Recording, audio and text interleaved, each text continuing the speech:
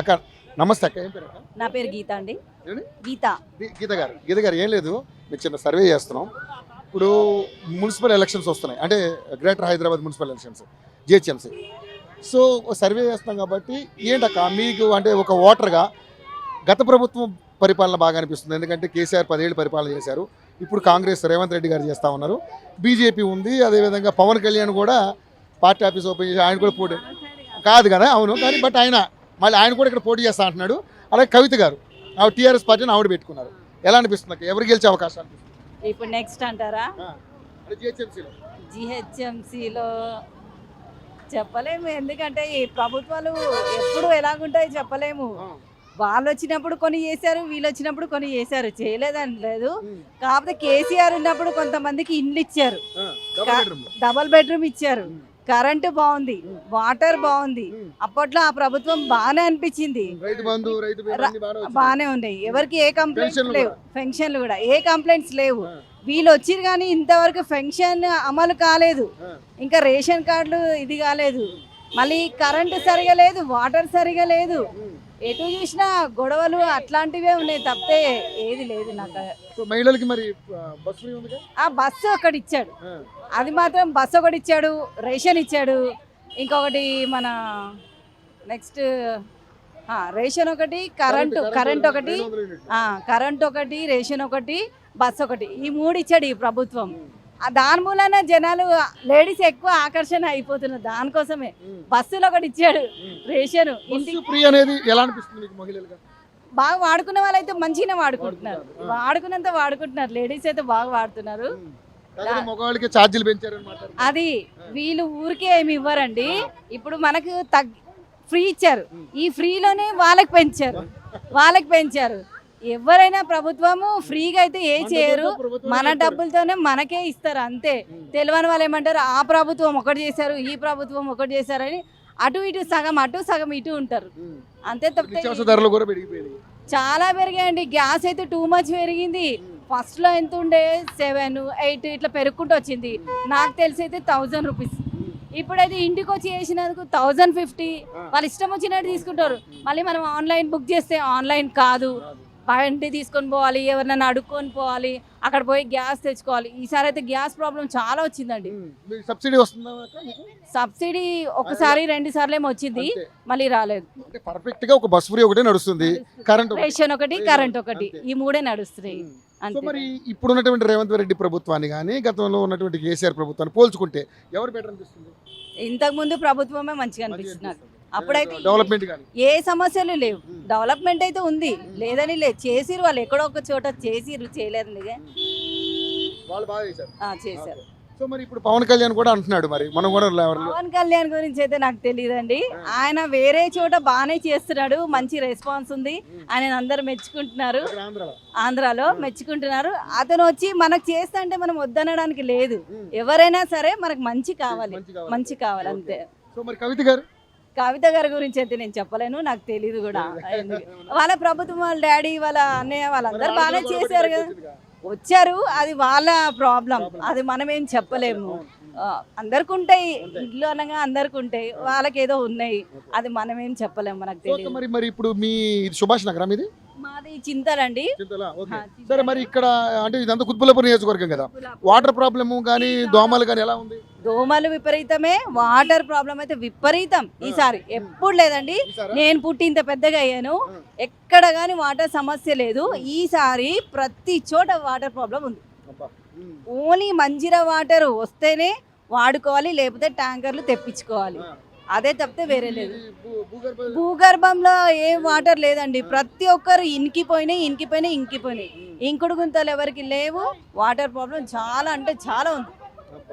Manjira water కూడా supply సరిగా లేదండి, 45 మినిట్స్ వస్తుంది. ఇంతకుముందు 1 అవర్ వచ్చేది, ఒకసారి 150 అట్లా కూడా వచ్చేది. ఇప్పుడైతే కరెక్ట్ కట్ అంటే కట్ 45 మినిట్సే, అది కూడా మళ్ళీ సన్నగా దాంతో మనం అడ్జస్ట్ చేసుకోవాలి అంతే. కాదక ఇప్పుడు మీరు చూస్తే చదువుకున్న వాళ్ళ కనపడుతున్నారు. ఈ మధ్య కొత్త ట్రెండ్ వచ్చింది, ఏంటి దొంగ ఓట్లను తీసేయడం, సర్ ప్రక్రియ. చేస్తున్నారు కదా. దాన్ని మన హైదరాబాద్ లో కూడా స్టార్ట్ చేశారు, అంటే మన తెలంగాణలో. ఎట్లా ఫీల్ అవుతున్నారు? ఏ విధంగా చేయాలి? అది ఎందుకండి అంటే దొంగ ఓట్లు మరి తీసేయాలి కదా. దొంగ ఓట్లు అంటే ఇప్పుడు తాతల నాటి పేర్లు అన్ని తీసుకొచ్చి ఇప్పుడు యాడ్ చేయాలి అంటున్నారు. ఆ తాతల నాటి కొందరు ఉన్నారు, కొందరు లేరు. అప్పుడు మనకెందుకు లేని ఓటర్ కార్డులు పడేసినవి కూడా ఉన్నాయి. మరి అవన్నీ తీసుకొచ్చి ఇప్పుడు యాడ్ చేయాలంటే ఎట్లా చేస్తారండి? ఇప్పుడు దొంగ ఓట్లు అంటే జాయింట్ ప్రభుత్వం ఉంది, అప్పుడు ఉన్నప్పుడు అక్కడ కొంతమంది వేసారు, ఇక్కడ కొంతమంది వేసారు. ఇప్పుడు ఏం చేయాలంటే ఇక్కడ ఎవరెవరు వేస్తున్నారు, అక్కడికి ఇక్కడికి లిటికేషన్ ఎవరు ఉన్నారు, వాళ్ళు ఇక్కడే వేస్తున్నారా అక్కడే వేస్తున్నారు తెలుసుకోవాలి. కానీ ఆ కార్డు తీసుకురండి, ఈ కార్డు తీసుకురండి, అవన్నీ జాయింట్ చేయండి అంటే ఎట్లా చేస్తారండి? నాకు అర్థం కాదు. కష్టమే ఈజీ చేయాలి కానీ అంత హార్డే కదా అది. సో మరి అంటే మన దేశంలోకి చాలా మంది దొంగతనంగా. నేనే ఉన్నా, మా మదర్ చనిపోయారు, మా ఫాదర్ ఉన్నారు. మా మదర్ చనిపోయిందని ఆమె కార్డు ఎక్కడో పడేసాం. అది కూడా 2002లో ఏమో అయింది. అవి ఎవరికి గుర్తుంటాయండి? ఎవరో బాగా ఎడ్యుకేషన్ ఉండేవాళ్ళు, పెట్టుకునే వాళ్ళు, జాగ్రత్త దాచి పెట్టుకునే వాళ్ళు అవన్నీ గుర్తుంటాయి. ఇప్పుడు చదువుకునే వాళ్ళు, అసలు అజాగ్రత్త ఉండేవాళ్ళు, మనకి ఎందుకులే అని పడేసిన వాళ్ళు, అవన్నీ డేటా ఎట్లా ఫిల్అప్ చేస్తారు? అది నాకు డౌట్, మెయిన్ డౌట్. ఉన్న ఓటర్లు వాళ్ళకు స్థానికంగా ఉన్నారు కదా, అది నిర్ధారణ చేసుకోవాలి. ఓకే. సో ఇప్పుడు దాన్ని అంటే దొంగ ఓట్లు తీసేయడం మంచిదే అంటారా? మంచిదే, మంచిదే తీయడం మంచిదే. ఈ ప్రభుత్వం మహిళల్ని కోటీశ్వరులు చేస్తానంటుంది. ఎట్లా చేస్తారండి? కోటీశ్వర్లని ఎట్లా చేస్తారండి? నాకు అర్థం కాదు. అంటే మీరు దాచుకున్న అమౌంట్ ఏమైనా వాళ్ళకి ఇచ్చి చేస్తారా? చేయరు కదా. వాళ్ళ రెక్కల కష్టంతోనే వాళ్ళు పైకి రావాలి. వాళ్ళకి అవకాశాలు కల్పిస్తామన్నారు. ఎట్లయితుందండి? మన గోల్డ్ ఇస్తామన్నారు, గోల్డ్ లక్షల్లో ఉంది. కమ్సకం ఒక్కరికి ఒక అర్ధ తులమన్న పావు తులమన్న గోల్డ్ ఇస్తారా? అంత కాదు. ఇప్పుడు శారీస్ ఇస్తున్నారు, ఆ శారీ ఎంత ఉంటుంది? ఒక 500 ఏమో ఉంటుంది. ఓకే, ఇస్తారు, పర్వాలేదు. ఇప్పుడు 10,000 శారీ ఒక్కొక్కరికి ఇయ్యగలుగుతారా? ఇస్తారా? ఇస్తే లేడీస్ ఉంటారా? స్కూటీలు అన్నారు, స్కూటీలు ఏవండి? స్కూటీలు ఏవండి? ఎక్కడ ఇస్తున్నారు స్కూటీలు? స్కూటీ లేకపోయినా లేడీస్కి నడపగలే స్తోమత ఉండే వాళ్ళకి సైకిల్ ఇవ్వండి, లేడీస్ సైకిల్ ఇవ్వండి. వాళ్ళకి ఎంత మంచి ఇది ఉంటుంది. అట్లాంటివి చేయండి. పెద్ద పెద్ద తాగకూడదు మేడం, మీకు ఇస్తానన్న 2500 ఇస్తే చాలు. ఇవ్వాలి కదా. ఇచ్చారా? ఇవ్వలేదు కదా, ఇంతవరకు లేదు. అది లేదు. నాకు ఇవన్నీ అవసరం లేదండి. లేడీస్ కావాల్సింది ఏంటంటే పిల్లలకి ఫ్రీ ఎడ్యుకేషన్ కావాలి. ప్రైవేట్లో చాలా అంటే చాలా, నేను మొన్నటిదాకా మా పాపని ప్రైవేట్లో చదివించాను. నాకు కట్టుకోవడానికి కుదరక వాళ్ళు పెట్టే టార్చర్కి తీసుకొచ్చి నేను గవర్నమెంట్ స్కూల్లో వేసుకున్నా, ప్రైవేట్లోనే. చూసారా? ఇది చూడండి, మీ ప్రభుత్వం అంటే ఎవరైనా కానీ మొన్నటిదాకా ఆ పాప ప్రైవేట్ స్కూల్లో చదివింది, ఇప్పుడు ఇదే గవర్నమెంట్ స్కూల్లో చదువుతుందంట. అంటే స్తోమత లేక వాళ్ళ తల్లిదండ్రుల దగ్గర పాపం. అంటే ఎలా ఉందో పరిస్థితి ఆలోచించు. అంటే విద్యా వైద్యం ఫ్రీ అన్నారు, ఏం చేస్తున్నారు? ఎడ్యుకేషన్ సరిగా లేదండి. ప్రైవేట్ స్కూళ్ళలో ఎడ్యుకేషన్ సరిగా లేదు. మామూలుగా పెద్ద పెద్ద హై లెవెల్లో స్కూల్స్ ఉంటాయి, వాటిలో ఎక్కువ అమౌంట్ వేస్తాం కనుక ఎక్కువ ఏమైనా కేర్ తీసుకుంటుండొచ్చు. కానీ ఈ చిన్న చిన్న స్కూల్స్ ఉంటాయి, వాటిలో మాత్రం పిల్లల్ని డబ్బులు ఫీజులు కట్టాలంటే ఖచ్చితంగా కట్టాల్సిందే. మీరు ముక్కు పిండి వసూలు చేస్తున్నారు. లేదండి, ఒక వారంలో ఇస్తామంటే కూడా ఒప్పుకోవట్లేదు, ఖచ్చితంగా మీరు ఇవ్వాల్సిందే. నేను అందులోనే అదే పుస్తకాలు 6 దాటిన తర్వాత అందులో అవే పుస్తకాలు, ఇందులో అవే పుస్తకాలు. అందుకని మా పాపను తీసి ఇందులో వేసా. గవర్నమెంట్లో ఏంటంటే పెద్ద క్లాస్ చదువుకున్న వాళ్ళు ఉంటారు, టీచర్స్, వాళ్ళు భయపడరు. పిల్లలు కొట్టైనా తిట్టైనా వాళ్ళకి ఎడ్యుకేషన్ మంచిగా చెప్తారు. అందుకనే నేను తీసుకొచ్చి గవర్నమెంట్లో వేసా.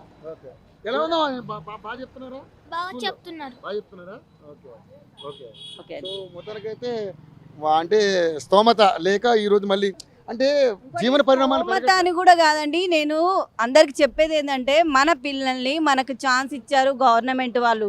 మనం పిల్లల్ని స్టార్టింగ్ నుంచి గవర్నమెంట్ స్కూల్లో చదివిస్తే వాళ్ళ ఎడ్యుకేషన్ కంటిన్యూ సాగుతుంది. రేపనాడు ఏదైనా మాట్లాడచ్చు, మా పిల్లలు మీ స్కూల్లోనే చదువుకున్నారు కాబట్టి మా పిల్లలకి ఏదైనా ఉద్యోగం కానీ ఏదైనా కల్పించండి, అట్లాంటివి కూడా మనం మాట్లాడగలగవచ్చు. అట్లాని ఇంకోటి ఏంటంటే మనకు తమిళనాడులో సీఎం ఎంత బాగా చెప్పాడు. ఆయన డిసైడ్ చేశాడు, ఒక డిసైడ్ చేశాడు. అట్లనే మన గవర్నమెంట్ కూడా డిసైడ్ చేయాలి. ఈ స్కూల్ పెట్టారు, మీరు ఇంతే అమౌంట్ తీసుకోవాలి, అంతకంటే ఎక్కువ తీసుకోకూడదు, అట్లా డిసైడ్ చేయాలి. మన ప్రభుత్వాలు చేస్తాయా మేడం? చేయాలండి. ఇప్పుడు విజయ్ నిన్న మొన్ననే వచ్చాడు కదండి, మొన్న పైగా ఒక యాక్టర్ మొన్ననే వచ్చాడు. అతనికి ఏం అనుభవం ఉందని ఆయన కూడా డిసిజన్ తీసుకున్నాడు. ఎందుకంటే ఆయన సీఎం పదవిలో ఉన్నాడు కనుక, ఆయనకు రైట్స్ ఉన్నాయి కనుక తీసుకున్నాడు. మరి మీరు ఊళ్ళో కూడా విఐపి దర్శనాలు లేవు. ఎవరైనా నువ్వైనా నేనైనా ఎవరైనా అలాగే దర్శనం ఓకే, అది అట్లా ఉండాలి. ఎవరికైనా సమన్వయం ఉండాలి, అట్లుండాలి. ఈ ప్రభుత్వం కూడా ఇట్లానే చర్యలు తీసుకోండి, పిల్లలకి న్యాయం చేయండి అని చెప్తున్నా. చాలా బాగా మాట్లాడారు సిస్టర్. నిజంగా మీ సూచనలన్నీ కూడా చాలా బాగున్నాయి. చూద్దాం గవర్నమెంట్ ఏమైనా డెసిషన్ తీసుకుంటుందాము. థ్యాంక్ యూ అండి, థ్యాంక్ యూ సో మచ్.